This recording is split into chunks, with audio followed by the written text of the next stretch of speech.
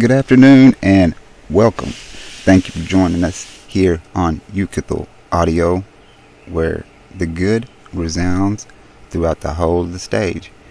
Now, I stumbled into one of them old videos, what I remember from back a few years ago, whenever I first I first became familiar with other people who still wanted to know what's up with that Garden of Eden story, and I wanted to put it on my channel so that my peoples can see what it was a couple years ago, and that way you have a little bit of an idea of the level of censorship. So here we go.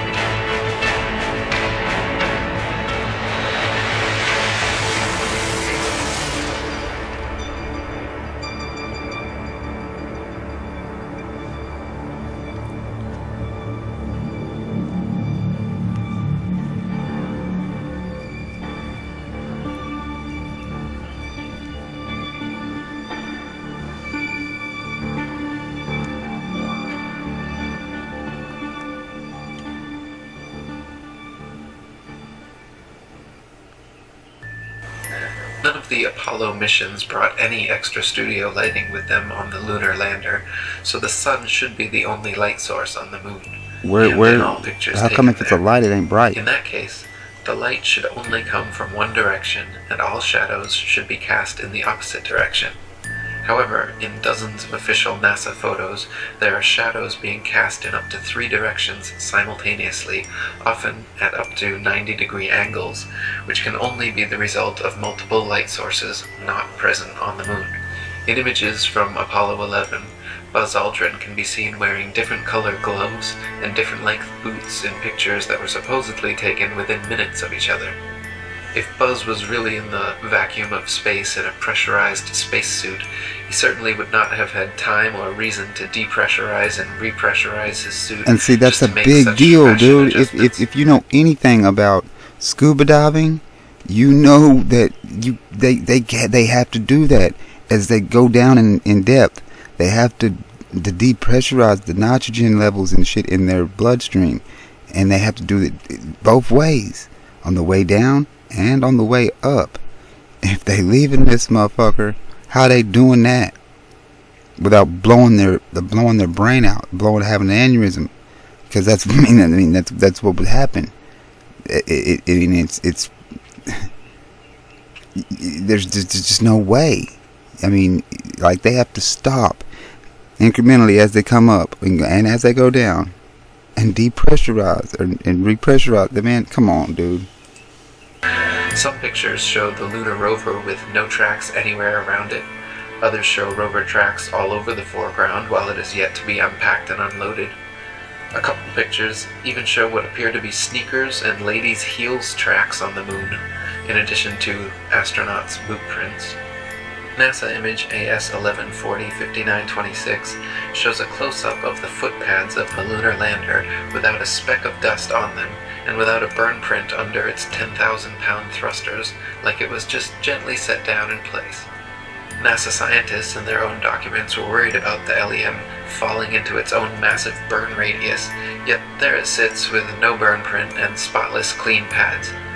Even the astronauts' boot prints made deep impressions in the moon dust, yet the lander's 10,000-pound thrusters left not a trace, no blast hole, and no dust on the pads.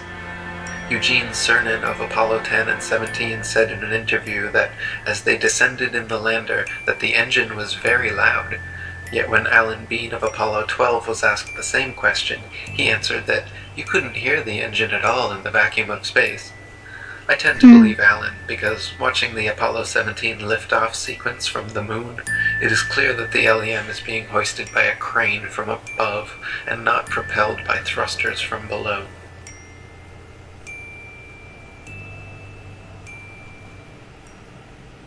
I'd go to the moon in a nanosecond. The problem is we don't have the technology to do that anymore. We used to, but we destroyed that technology. And it's a painful process to build it back again. Get real. Hello, Apollo 11. Houston, Goldstone says that the TD looks great. Over.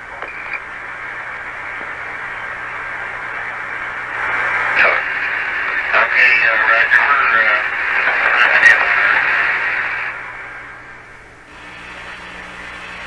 We can see the oceans with a definite blue cast.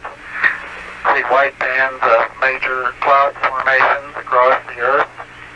Roger, the ATC's working real well. The F-22 looks good, over. Hello, Apollo 11, Houston, did you copy, over? Did you copy, Charlie?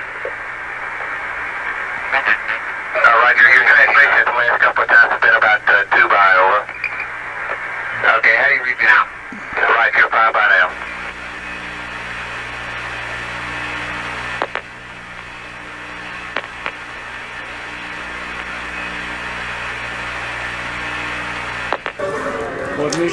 What the hell was that?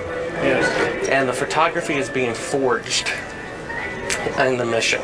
They're faking a shot of being halfway to the moon. And they refer to you on the tape as a shot that was done during Apollo 10, where you put a transparency over the window and move the camera of the Earth and move the camera back away from the window, turn off the lights in the spacecraft, and appeared to be halfway to the moon when in fact they were in Earth orbit. Huh, really?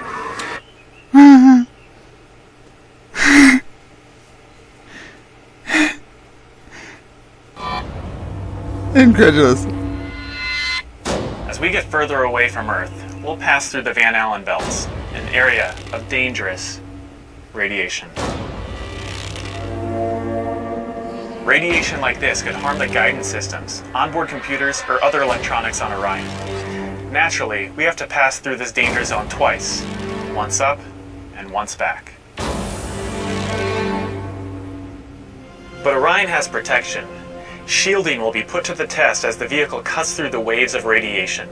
Sensors aboard will record radiation levels for scientists to study. We must solve these challenges before we send people through this region of space. We must solve these challenges before we send people through this region of space. We must solve these challenges before we send people through this region of space. Any ill effects from the Van Allen radiation belts? No, now I'm not sure we went far enough out to encounter the Van Allen radiation belt. Maybe we did. Naturally, we have to pass through this danger zone twice, once up and once back. I don't know the distance to the Van Allen radiation belt, and if we did, it wasn't a problem. The belts are 1,000 miles to 25,000 miles above the Earth. Then we went right out through them. No effects on your cells? We didn't even know it. I don't think anybody, well, maybe somebody said you went through the radiation belt, but we didn't feel it inside, and we didn't get any, added radiation. Yeah, the shuttle doesn't have the capability to fly very far away from Earth, maybe 300-400 miles. I don't know exactly how far out the radiation Van Allen belt is. It didn't seem to bother us very much. Did you see shooting stars? I don't know the results of some of the experiments they've conducted. The point is they can't get that far from here, and they're really in the protective confines of the Earth, outside the atmosphere certainly.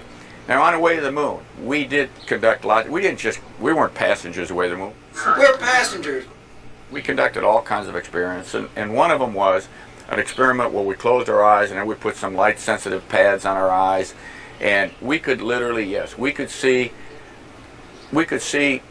traces of radiation or traces of something going through our eyes. We conducted this experiment both going to the moon and coming back from the moon several times. Then we went right out through them. No effects on your cells? We didn't even know it. I don't think anybody, well, maybe somebody said you went through the radiation belt, but we didn't feel it inside, and we didn't get any, added radiation.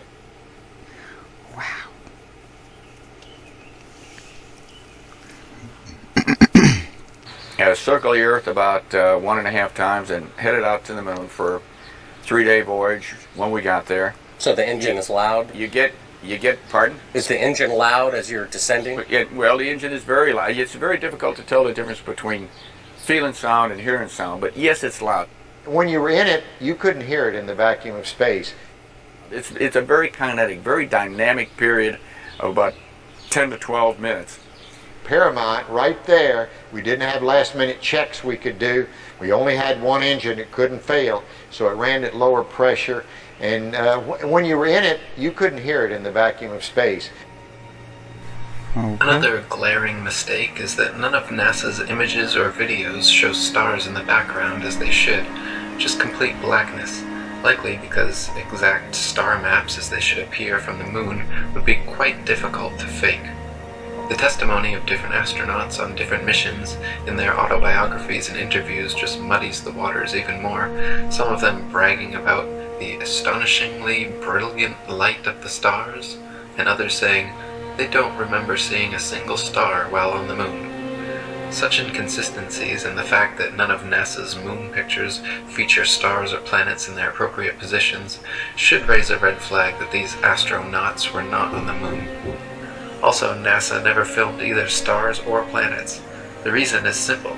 Before the era of computer enhancement, the stars would have been impossible to fake accurately enough to fool the world's amateur astronomers. Whilst in space, have you ever looked away from Earth into the black void? Yeah. All because the you can time. see, because you can see the stars. Oh yeah. And pretty much all the time you can see the stars. It's which not is a a black cool thing. void. I mean, it's black, but there's all kinds of little polka dots. There's all the stars there, and the cool thing is about it, you can Polka see it dots. during the day. And when you're in space and you're looking into deep space and you're on the sun side of the orbit, the sunlight washes out all the starlight, so you can't see any stars, just like here on Earth. There's all the stars there, and the cool thing is about it, you can see it during the day. When you looked up at the sky, could you actually see the stars and the solar corona in spite of the glare? We were never able to see stars from the lunar surface or on the daylight side of the moon by eye without looking through the optics. I don't recall during the period of time that we were photographing the solar corona what stars we could see. I don't remember seeing any.